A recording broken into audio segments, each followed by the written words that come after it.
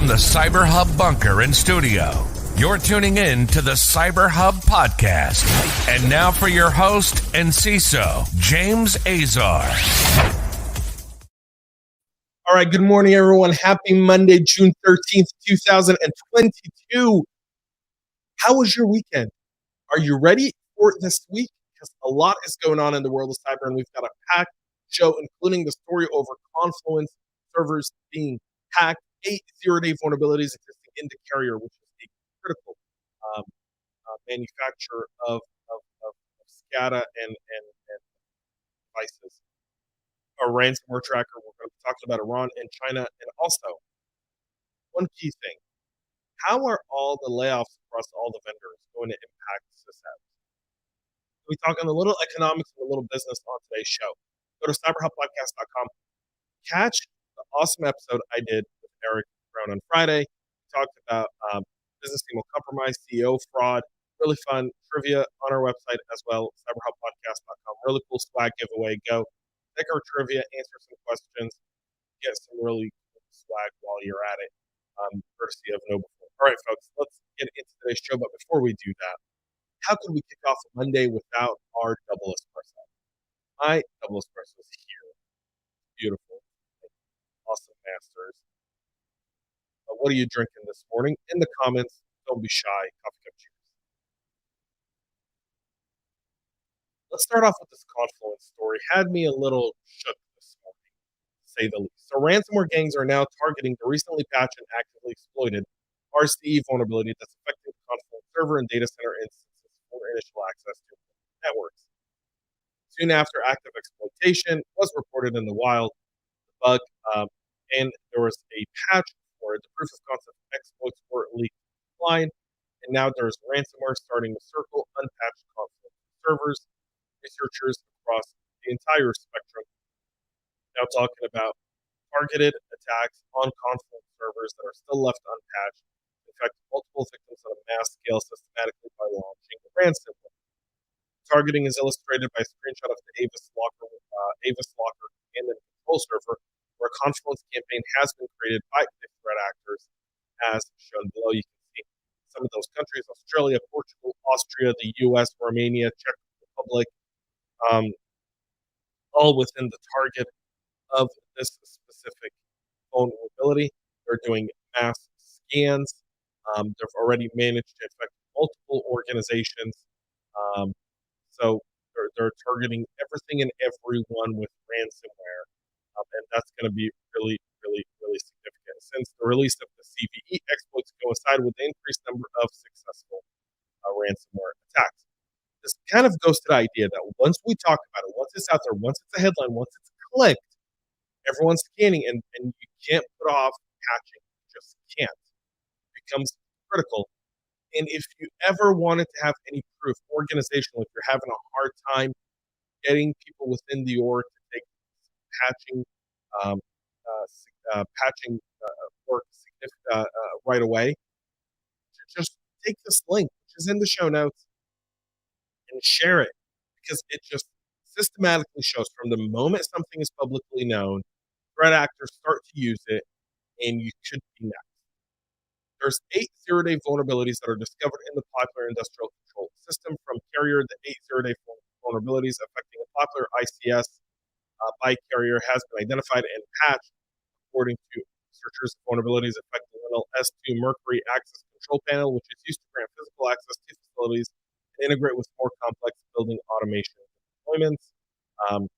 Carrier Associate Director of Product Security, Joshua Jesteron, disputed the idea that these were zero-day vulnerabilities, but said his team worked on remediating the issue, released an advisory, and patched them up. Could it be someone from the specific manufacturer? Again, look at zero days. A company may look at it and go, well, you got to have physical access. Is it really zero day? Is it not? Long story short, this has been patched, but it kind of shows when information security vulnerabilities are disclosed. Really, it's not about how if you're going to label it as zero day, at least have agreement. The idea that we're disputing this is quite frankly a bit irritating, which is why I brought up the story. Otherwise, it has really zero impact to many organizations. But the idea that there's a back and forth going. The company that's had the vulnerabilities, reporting the vulnerabilities, they can't agree on it. Seems a bit out of whack. So the number of ransomware attacks targeting several key sectors dipped in May. But one group, Lockbit, saw an increase in activity that puts us in pace to be the most prolific ransomware gang in recent years. So Lockbit have been behind the recent attacks on the Foxconn factory, a Canadian fighter jet training company, popular German library service. They've taken credit for more than 70 ransomware incidents just in May, according to data collected. The group has been tied to more than 850 attacks since it began operating in 2019. We all know that Lockbit has had its fair share. You obviously see Conti and you see DarkSide right there at the very, very end. DarkSide was responsible for the pipeline share. So, from a ransomware perspective, we are seeing victims continually increase month to month. Although there's a steady kind of group, these are what we're looking at is attacks on school districts. If you go up here, you can see attacks on state and local government. You can kind of see the peak right after the election, and then again within the first 100 days and so forth. Obviously, there's huge attacks of ransomware going on across the entire world, but specifically they're targeting the most vulnerable because that's where they see the most payment. And then that's where they see really, I mean, talked about it on Thursday, right? If you're paying, you're on a list, you're probably going to get hit again. Never pay. So Iranian hackers have been spotted using a new DNS hijacking malware in recent attacks. Iran is on the move. And if you don't think Iran and China are your biggest cybersecurity threat today and you're focused on Russia, I have some really, really bad news for you. Russia is really, really busy on the Ukraine front and what's going on there. They're not looking anywhere else. Not to say they're not being malicious and doing work. They are. But the Chinese and the Iranians are going to try to utilize the Russian threat actors from within Russia to do their dirty work here and there, especially some of the cybercrime groups that are trying to bring in money, especially with all the sanctions from Russia. Now, Iran is on the verge of either a never have I seen a country mess up so bad like Iran, right? Just on all aspects. And in cyber, they're right out there now. They're starting to get a lot more aggressive. They're getting very targeted in the way they're doing this. They've gone after Israel. They've gone after Jordan. They've gone after destabilizing the Saudis, Emirates, you name it. Iran's out there doing their work, right? Some of it is misinformation, disinformation. Some of it is just straight economical attacks. This is one of them. The new malware is a .NET-based DNS backdoor, which is a customized version of the open source tool dig.net. According to Zscaler, the malware leverages a DNS attack technique called DNS hijacking, in which an attacker-controlled DNS server manipulates the response to DNS queries and resolves them as part of their requirements. DNS hijacking is a redirection attack in which DNS queries to genuine websites are intercepted to take on an unsuspecting user to fraudulent pages under an adversary control. Unlike cache poisoning, DNS hijacking targets the DNS record of the website on the name server rather than the resolver cache. The latest infection chain involves the use of macro-laced Microsoft document downloaded from a domain name news-spot.live, impersonating a legitimate news report from Radio Free Europe, Radio Liberty, about Iran's drone strikes in December of 2021. They were targeting the Emirates, Oman, so many other places. Iran is definitely on the move there. Just recently, yesterday, there was a report that Iran was working to hijack Israeli tourists in Turkey as leverage for what the Mossad's been doing to kill off their nuclear program. So keep that in mind.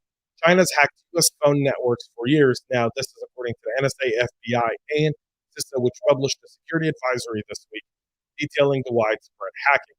Since 2020, Chinese-backed actors have been exploiting publicly known software flaws in hardware and incorporating compromised devices into their own attack infrastructure. According to U.S. agencies, the attacks typically contain 5 steps. China has hackers who use publicly available tools to scan for vulnerabilities in networks. They would then gain initial access to online services, access login details from the systems, get access to routers, copy network traffic before finally exfiltrating victim data. This is a allowed them to establish broad infrastructure networks to exploit a wide range of public and private sectors. The fact that this is public and they're blaming it on China lets you know everything you need to know. Finally, those billion-dollar valuations can't halt layoffs. Obviously, we've all seen the news. OneTrust laid off 950 employees. Cybereason laid off 100. Lacework laid off a whole bunch of others. How is that going to come into our teams, and where is automation going to play into this? If you're a CISO today and you're looking at the economy and you're looking at your company's financials, understand cuts are coming. We're at a 40-year high in inflation, right? Gas is nearly $5 a gallon in most of the country. It's anywhere between $4.50 to $6, depending on what part of the country you're in. $7 in some countries, some states. I'm sorry. A lot of these countries are starting to lay off. They're starting to save cash. You're going to start to see that from your CFOs.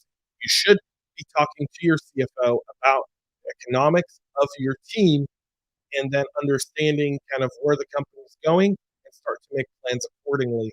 That's going to be critical. We're seeing a lot of these companies lay off. We're going to see a lot more of this take place over the next several months and into probably the end of this year and next year as inflation skyrockets, as economics and consumers spend less money. That's bound to impact all of our organizations and all of our teams.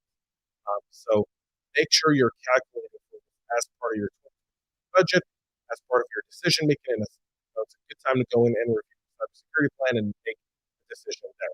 Folks, that's it for our show today. We'll be back with a lot more tomorrow. Until then, have a great rest of your day. Go check out CyberHubPodcast.com for all the latest and stay cyber safe. We love feedback, so make sure to connect with us on social media and subscribe to our podcast on your favorite podcast list.